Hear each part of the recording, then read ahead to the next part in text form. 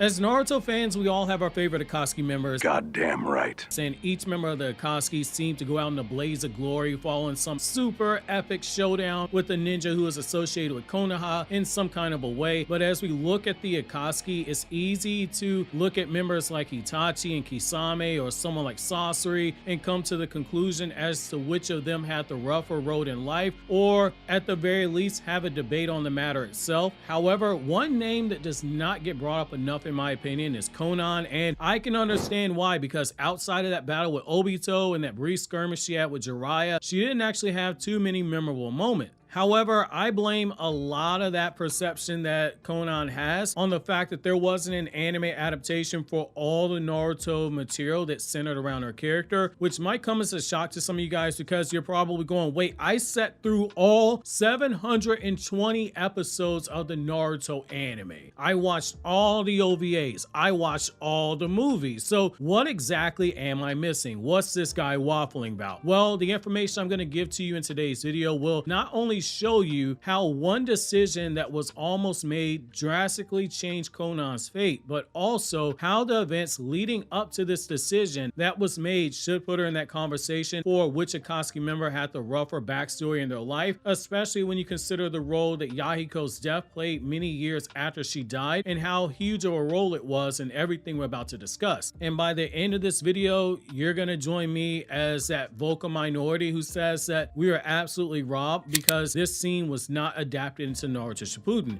So the source material we're going to be using for this, which again, to restate, has not been adapted into Naruto Shippuden's anime like quite a few other stories, is the Naruto epilogue story, Akatsuki Hiden, Evil Flowers in Full Bloom. This story focuses on the tail end of Sasuke's redemption journey as he's now making his way back to Konoha, both at peace with Naruto, giving him a second chance at life and fully ready to commit to Sakura in a relationship, now having realized that he'd been in love with her for a few years now. As Sasuke is making his way towards the Land of Fire, Sasuke discovers two young children who were survivors of previous misdeeds of the Akatsuki themselves, back when the group was still taking mercenary missions from people like Inoki, the kage of the Stone Village, which we learned during the 5 Kage summit that he had previously hired the Akatsuki, and they were operating as random mercenaries as they built up their funds. Upon seeing the young boys and even helping the two of them train in combat skill, Sasuke takes one final detour on his way back to Konoha in order to look into the Akatsuki, because the things that the young boys said about a couple of the Akatsuki members, in particular his brother Itachi, made Sasuke begin to question if any of them could have been saved had any of them had a Naruto Uzumaki in their corner who never gave up on them, no matter how far they'd fallen into the darkness. This ultimately led to Sasuke near the end of his investigation going to a small village off the map called the Valley of Lies. While there, Sasuke learns an important bit of backstory about Konan's past that we never saw animated. Just before the 2.5-year time skip between Naruto manga volume 27 and manga volume 28, Sasuke learns that around the time that Jiraiya was returning to Konoha for the Chunin exams, where Jiraiya would end up training Naruto, the Akatsuki were making a series of moves behind the scenes as they made the final preparations for the Jinchuriki hunt.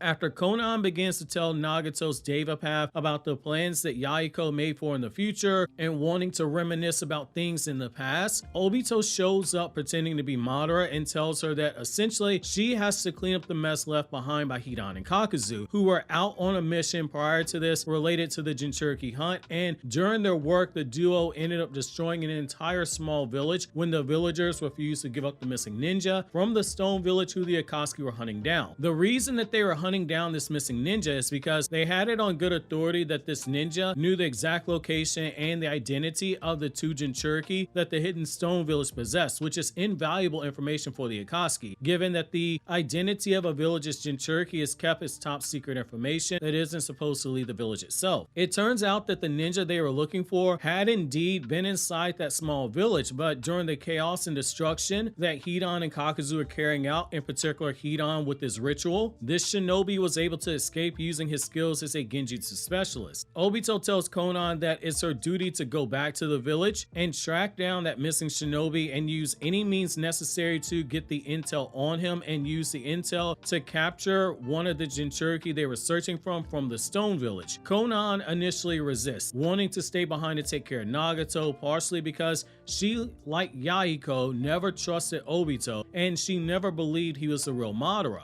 But also, given Nagato's frail state, she believes that had Yahiko been in her position, had she been the one killed and Yahiko been the one alive, he never would have left Nagato's side and left him in the care and protection of someone like Obito. However, upon further pressure from Obito, Nagato through his Deva path tells Konan to rendezvous with Zetsu in the Land of Valleys and to follow the orders, with Obito flat out telling her that she's the most useless member of the Akatsuki and she needs to contribute in a meaningful way. When Konan does arrive in the village and meets with Zetsu, who orders her to follow him to the larger area that the ninja might be hiding in, she notices a flower and makes the mistake of smelling it and placing it inside the cloak of her Akatsuki robes, recalling the rather crafty line that was told to her when Yahiko was still alive, that she was like a flower that could bear fruit, and at the time Konan hadn't understood. It went over her head, but as she looked down at her lower body and the seeds in her hands, she concedes that she's no longer a flower that can bear any fruit, which is a little heartbreaking if you get what she's saying here. Zetsu, after leaving to do recon, returns to the location with the information of where the missing ninja is, and Zetsu warns her not to fail this mission to get intel on the two Jinchuriki and capture one of them if the intel checks out. Unbeknownst to her, both Zetsu and Obito are watching from afar as she reveals her distrust for Obito, saying that what he's done with the Akatsuki name is the exact opposite of what Yahiko and Nagato and herself were trying to do originally, recalling how the trio were helping people in need inside of the Rain Village before because they wanted to meet Jiraiya again after she had Yahiko's child and brought peace to the Rain Village so that they could make Jiraiya Sensei proud.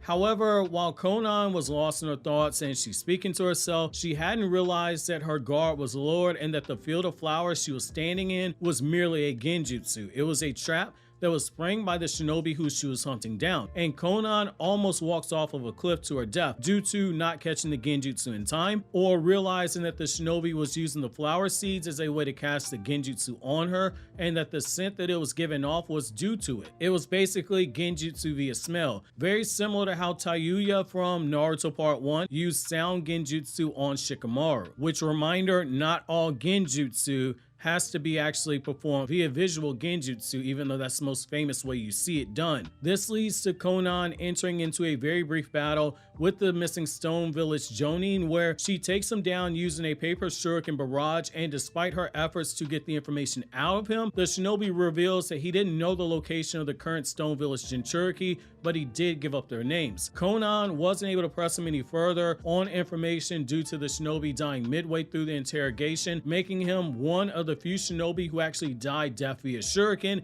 even though technically this is a paper shuriken barrage, so it's not an ordinary shuriken. He still nonetheless dies via shuriken. Obito and Zetsu, neither of them affected by the genjutsu. Zetsu for unconfirmed reasons, and Obito due to having his Sharingan, watching disappointment with Obito once again calling Konan useless, but Zetsu states that this mission did reveal something useful because he suspected from the moment that Obito first tried to recruit Nagato that they should have had Konan killed alongside Yahiko, because they couldn't trust her and her words and the way that she hesitated when fighting, in particular not using killing intent fighting that Jonin. It made it clear that she would eventually betray them and turn against Nagato and turn Nagato against them, with Zetsu pointing out they can't afford to lose the Rinnegan. Zetsu tells Obito that he needs to go out there and kill Konan now because Obito flat out miscalculated. Obito never had her killed because he thought he could control Nagato with only Yahiko dying, and for a moment